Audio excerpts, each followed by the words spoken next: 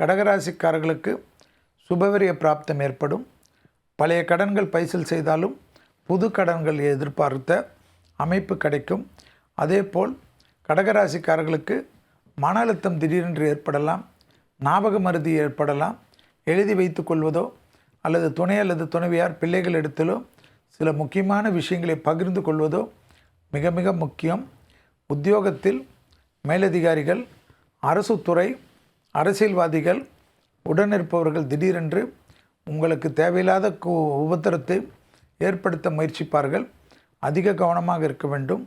மனக்குழப்பம் இல்லாமல் இருக்கக்கூடிய கடகராசிக்காரர்கள் சிவனை பிடித்து கொள்வதும், சிவமந்திரங்களை உச்சாடனை செய்வதும், சிவன் கோயிலுக்கு செல்வதும் நன்மை ஏற்படுத்தி தரும்.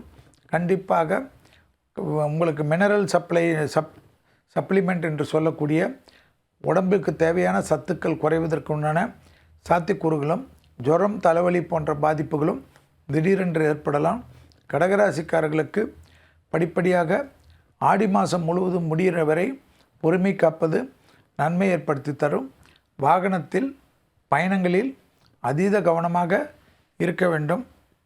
தாய் வழி உறவு, தந்தை வழி உறவு மேன்மை அடைவதும், பழைய கடன்கள் கொடுக்கல் வாங்கலில் கண்டிப்பாக அனுகூலம் ஏற்படுவதும், சேமிப்பு ஏற்படுவதும், பண விஷயத்தில் இருந்த பாதிப்புகள் பரிபூர்ண நிவர்த்தி ஏற்படுவதும், அடுத்த காரியத்தில் ஜெயம் ஏற்படுவதும், தொலைதூரத்திலிருந்து நல்ல செய்திகள் ஏற்படுவது கண்கூடாக பார்க்கக்கூடிய அமைப்பு ஏற்படும். வேற்றுமொழி மனிதர்களால் அதிகம் ஆதாயம் பெறக்கூடிய ராசிக்காரர்கள் கடகராசிக்காரர்கள்.